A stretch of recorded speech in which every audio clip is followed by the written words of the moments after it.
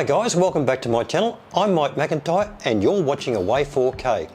Today we're back for part 2 of the 2-part series on the SWM RS500R Enduro. In today's video we'll pick it up from where we finished off in part 1 at the end of that gnarly little sand track. From there we'll make our way across a few country roads and country tracks, through some bushland, up around the back of Mount Kooroora. We'll take in some wonderful scenery, we'll head through some little country towns, we'll do some more testing on the bike and talk about it on the way, and we'll also throw in a bit of hard country as well so we can really test the bike out in the latter part of this video. So I hope you guys enjoy it. If you do, please hit the like and subscribe button and I'll see you out in the tracks. Thanks for watching.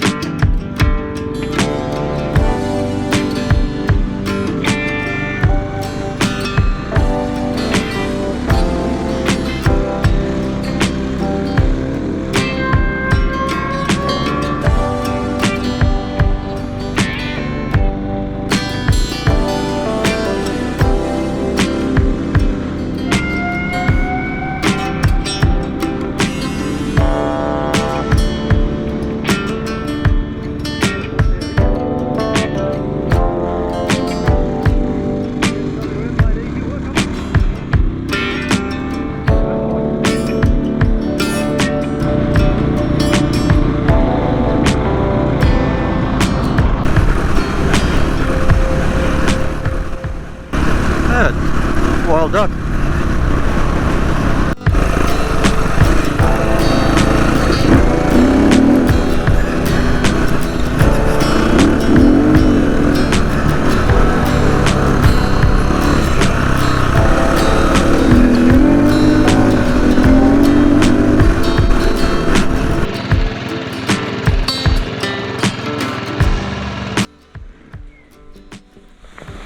Alright, just stopping for a bit of a break. That was pretty hard work getting through that soft sand and those washouts. Anyway, that's where I'm heading to. It's Mount Kooroora over there. Which looks like a fair way on the GoPro probably, but it's, as the crow flies, it's probably only about 5k's from here. And this track, I'm assuming, is going to make it to an access road that's hopefully in a lot better condition than what I'm on at the moment. But it's getting quite cold. I can see in the distance there's rain coming down the other side of those ranges, and it's got quite dark quite quickly, and it was about 15 degrees when I started off, maybe 16 degrees, but the wind was quite strong. But now the wind's completely dropped off, it's hardly anything now, which is great, but it's probably dropped 5 degrees too. So yeah, there is shelter up there at the back of Mount Kooroora. There's a campground there that's got facilities and big undercover area, toilets and fireplaces and so forth. So I'll head to there, I think, and if that rain does come over, well, I won't be in it for too long and I can get some cover until it passes. An intersection that I actually recognise, and I think that used to say Parsons Road, which is the road I want to be on. Well, it is a road, but it's probably more of a track, but it's exactly the one I want to be on, so that's good. So I've actually fluked it and ended up where I wanted to be. I had no idea. Alright, we're back. Had to do a quick change of battery there. So as predicted, the rain has started, but it's only really light at the moment, so that's not going to be an issue. And probably got about 10 minutes before I can get to anywhere there's any shelter.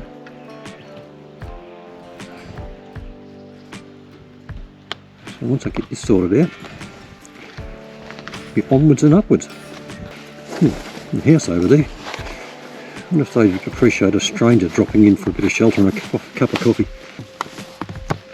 Alright, let's do it.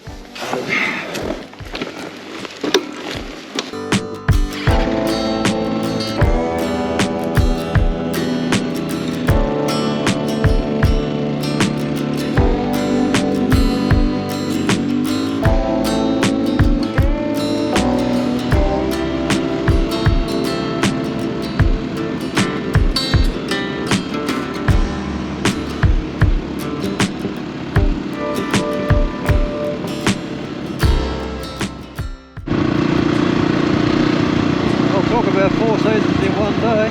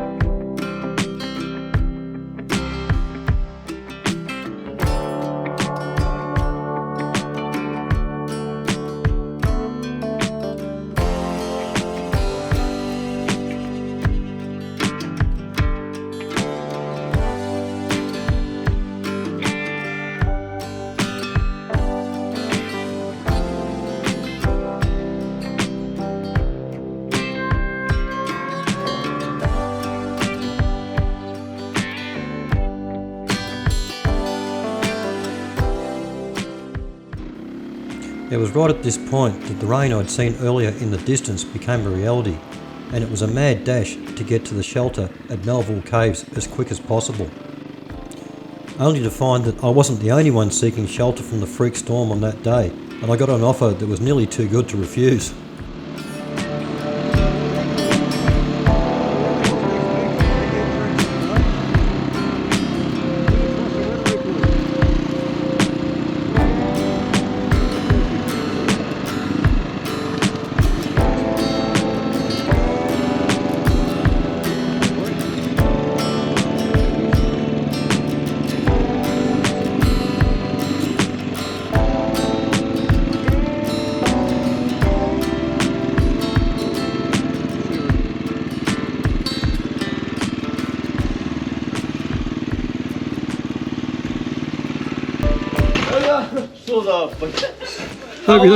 Hope you don't mind sharing, guys. Got a little bit wet out there all of a sudden, didn't it? Quite an entrance, mate.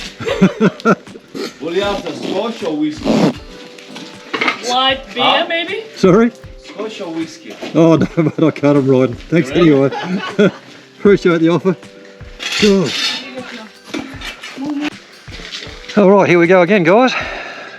Yeah, right safe. There's no more rain. It's not meant to be on the radar, but Fingers crossed, eh?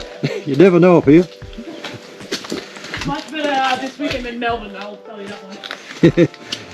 Any weekend up here is better than Melbourne. Alright, it's been a nice lovely bunch of people camping from Melbourne for the weekend in sunny Victoria. They were going to go to East Gippsland, but that's completely rained out and washed out, and they thought that coming up here would be dry. Well, it has been mainly, but not so much this afternoon. But that rain looks like it's passed, so we'll head off. But now, next destination is Rheola, and a nice little range just out of Rheola that's got a great view back across this way actually. But before that, we'll do a little bit more exploring around here, and I'll show you some of the sights. It's quite spectacular.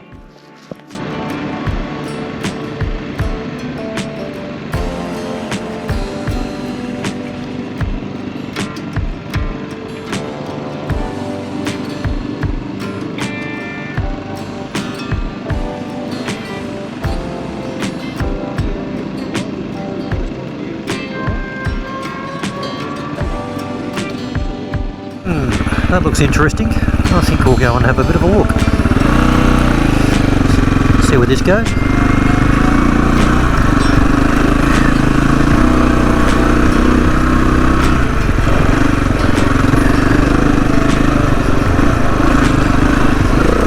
A bit water damage.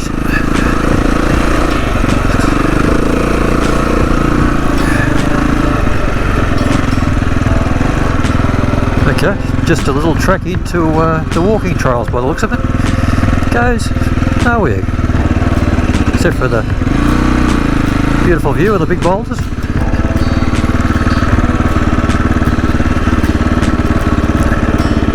Yeah, walking track.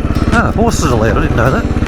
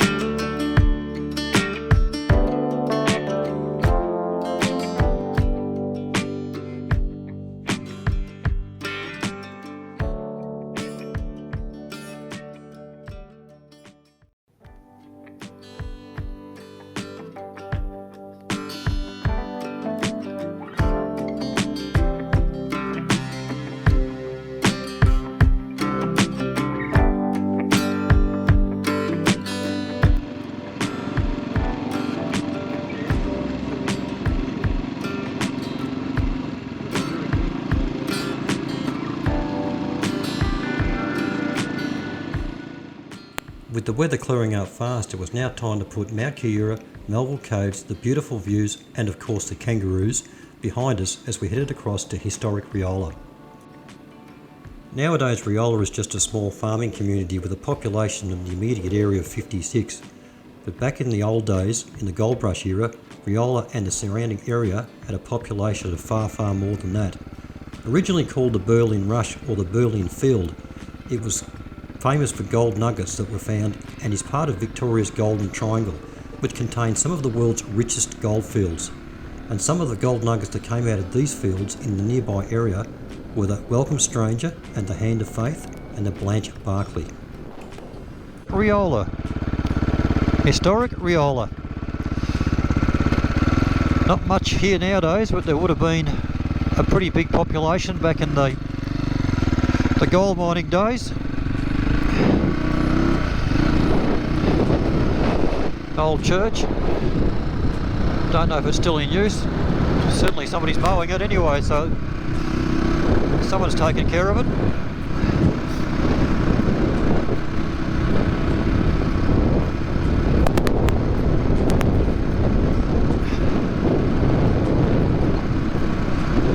Pretty much only a handful of houses here now, and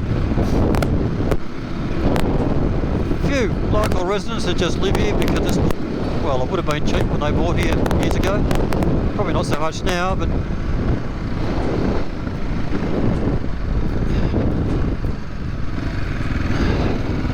And it's pretty much just a farming community now, yeah.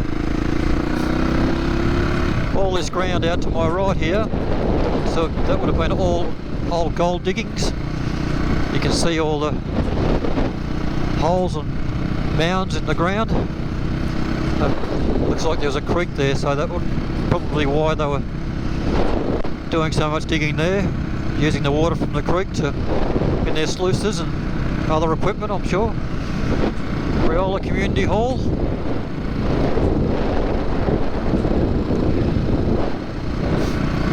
And church number 2. Oh, there's a house for sale. Oh, nice looking little place too.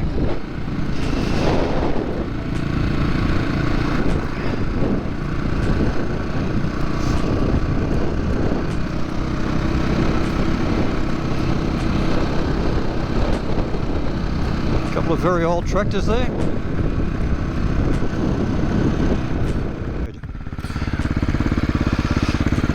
Looks like a good option.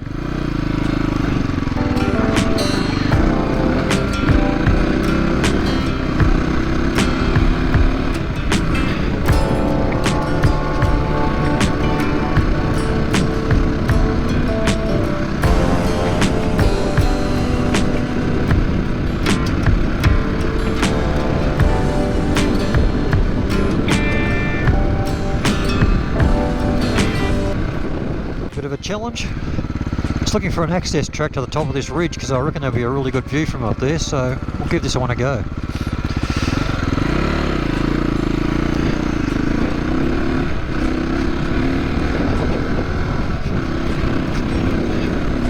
Getting into third, back to second. Oh, she's a bit rough. Some pretty big rocks sticking out of the ground. Keep that throttle on. Back to first. Off the pegs. Oh, sugar.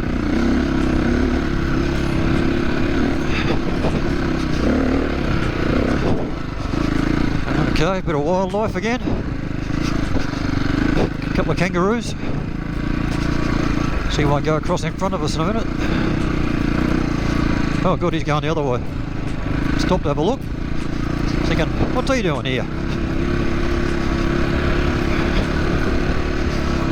What's he doing on our hill?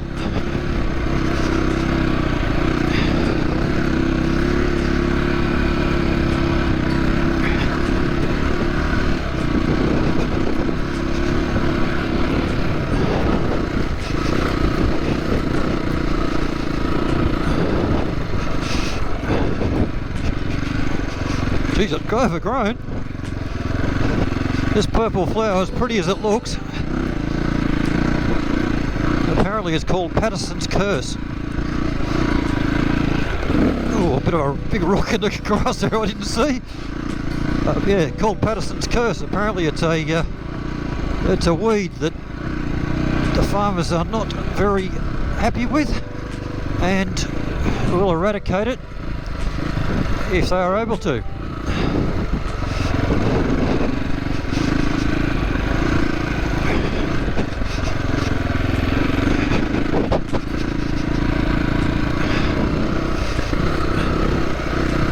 The reason it's probably up here is because it's all state park and not grazing land at all or cropping, so it might be not such an issue.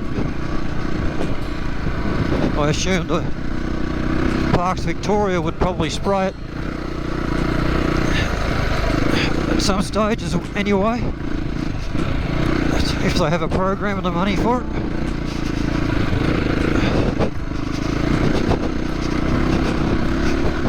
Right, nearly at the top I think. Oh yeah, no, nearly a bit more to go.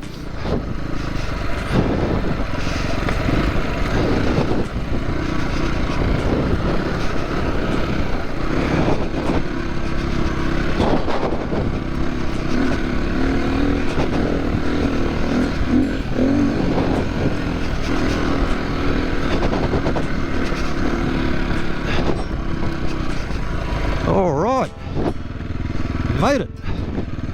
Woohoo! What a view! Wow! Oh, that's just incredible. I see where the rain is now, way out there. That's probably down towards Bridgewater. Probably a bit west of Bridgewater actually, but anyway. Yeah, no, that's great. There's Mount Kooroora in the distance, which we were at earlier. And over behind us is Mount Kooroora, Melville Caves, and plenty of bush in between, as you can see.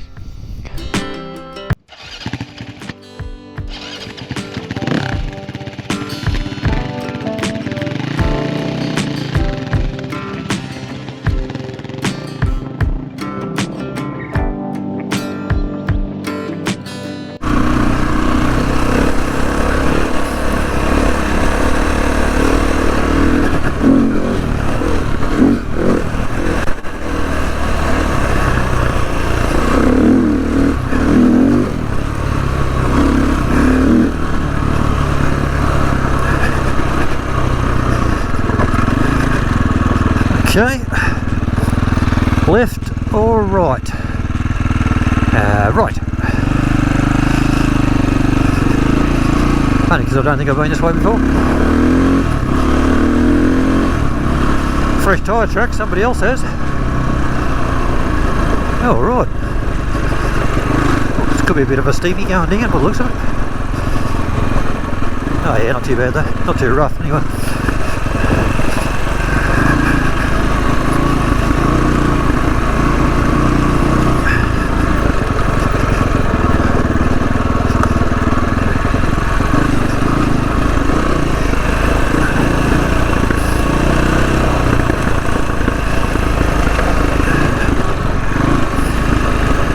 Crackles a lot under engine brake on this bike, which is something that gets a bit annoying sometimes.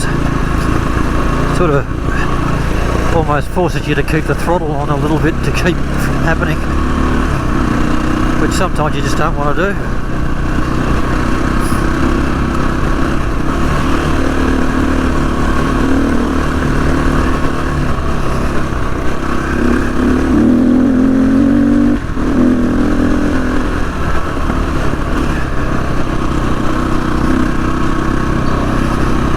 Right, well, we're heading for home now. Taking the long way home, but definitely, because I really don't know where we're going exactly. Just sort of following these trails, and I know the general direction of where I need to go. Okay, that's going to make it a bit difficult. I think we might go around this way. Looks like somebody's done that a few times already, so that tree's been down for a while. Yeah, leaves are dead, so it hasn't come down the last week or so, I don't think.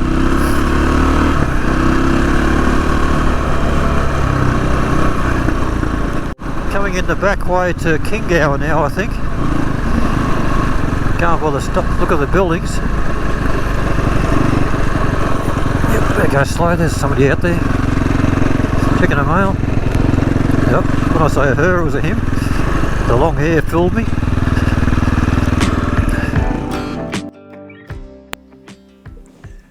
Yeah, we'll just stop here for a sec, guys, while I talk about the paddock across the road. You'll notice that there's a big keep out sign there on the fence, and there's a good reason for that. Like the small township of Rheola earlier, Kingower was also founded by the discovery of gold back in 1853. Today Kingower is more famous for its wineries rather than its gold production, but that wasn't the case back in the day. The Kingower goldfield rapidly gained fame for large nuggets, being called the potato diggings because of the size and appearance of the nuggets. It was rumoured that gold was so prolific back in the day that the early miners used to just take a shovel full of dirt, bounce it up and down on their shovel, and if it made a clang, it was either a rock or a piece of gold. And quite often it was a piece of gold. Even today, the goldfields around this district are still producing nuggets, and I personally have held a 2.5 kilogram gold nugget in my hands that came from very close to this area that you're looking at right now. Unfortunately, it wasn't mine.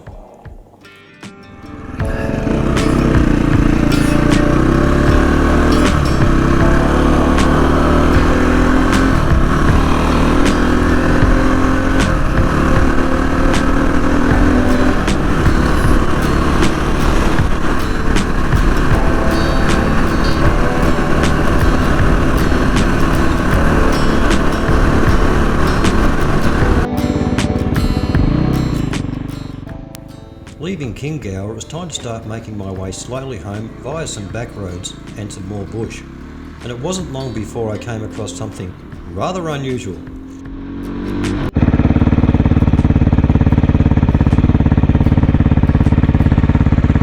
really don't know what to say,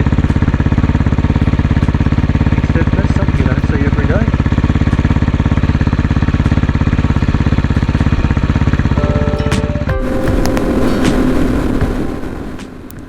While getting closer to home, I spotted in the distance what appeared to be a bushland range with some tracks leading into it.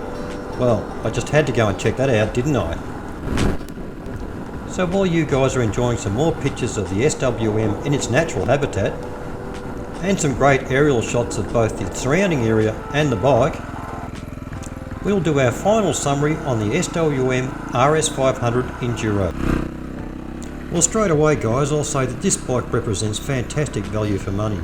For a little bit over $9,000 for a bike brand new, it's really a great option. I mean, you're looking at probably $14,000 to $15,000 for a brand new KTM Husqvarna, which is basically a KTM nowadays anyway, and this bike is pretty much at second-hand prices compared to those two popular brands. And there's really not much this bike can't do. It's got great suspension at both ends. I've been really surprised at some of the things I've hit with this bike that I really thought it was going to deflect, throw me off, kick up the back end, or something else that wasn't too pleasant either. But it's handled it, and handled it well. The brakes are excellent. We've got Brembo brakes front and rear, which are quality items. As I mentioned earlier, we've got domino grips. We've got a nice handlebar bend. Ergonomically, it's a really comfortable bike to sit on. It is a little bit tall in the seat height. I think I mentioned earlier that it was around about 960 millimeters. So that is a little bit of an issue, but it does sink down a bit into its suspension when you sit on the bike under your own weight with you and your gear anyway. So that's not such a big issue at all, really. It comes with a hydraulic clutch, which is really smooth, easy to pull in, and it makes it really easy to feather the clutch in those really tight spots when you need to. One of my favourite parts of this bike too is the engine. Now I'm going to make a little bit of a confession here. I never really intended to buy the 500 SWM. I was actually after the 300 because I wanted something a bit smaller, or so I thought at the time.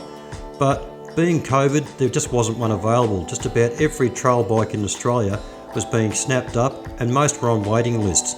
And this one was about the shortest waiting list that I could get for an SWM. It was coming in within two to 3 months. So I thought, heck, why not go for the extra power and just not ride it as hard?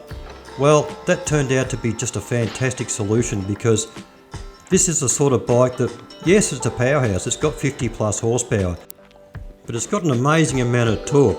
I swear, if you put spikes on the tyres on this thing, it could climb up a gum tree. But it's really not an aggressive power plant at all. It's an absolute tractor. The 6-speed transmission pulls it pretty hard in any gear, but it's still rideable. I mean, the first time I rode this bike, I was quite surprised that it was as mellow as what it was. I just hit third gear at the end of my street and I thought, there's something wrong with this bike. It's really slow. But it wasn't. It's just the way the power delivery is on this bike. If you want to ride it gently and slowly, you can. And it's not going to be aggressive, it's not going to rip your arms out. It's really easy. If you want to go faster, you just open the throttle more. It's as simple as that. And this bike will do some serious speed through the bush. And it will hit obstacles very hard and not throw you off. It's a great machine. So in final summary guys, the SWM RS500R Enduro. It goes well, it looks great, it's got excellent suspension and brakes, the ergonomics are fantastic, it's quite comfortable on the highway should you need to ride it there, and it's really capable in the dirt and in some really hard terrain as well. So yeah, and it represents fantastic value for money. A brand new dirt bike at second-hand prices. It's a winner for me.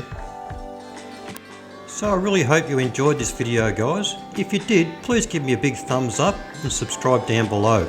Also, if you haven't already, check out some of my other videos. There's part 1 of the SWM RS500R video, And also there's another one that you might be interested in, a full test on the TRK 502X Benelli. Thanks for watching guys, take care and I'll see you next time.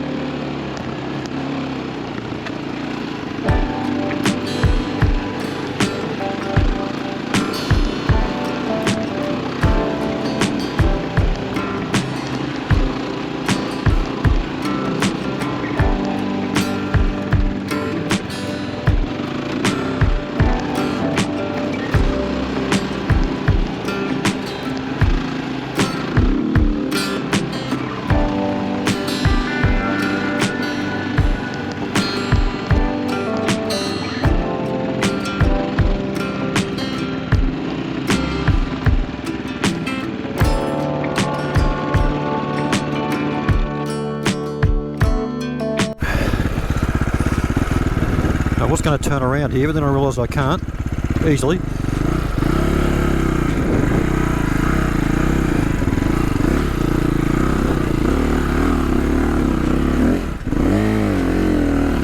know, I was saying, momentum is your friend. Should never have stopped.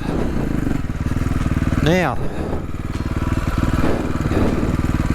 the rest of that track up there is up a really gnarly ridge line, really rocky, really tough.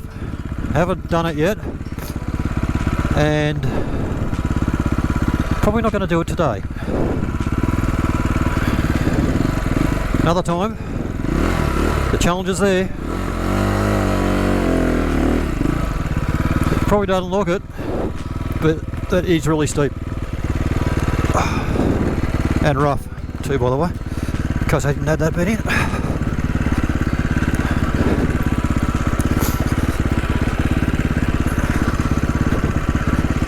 Surprised I got around that corner with that log there.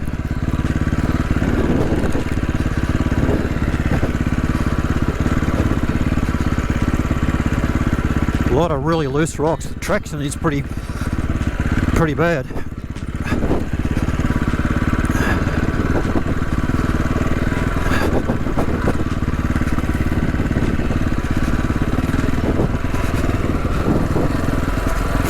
Not for the inexperienced rider up here. That's for sure. Unless you want to spend half your day stuck on the side of a hill, sweating and cursing, then by all means, come along.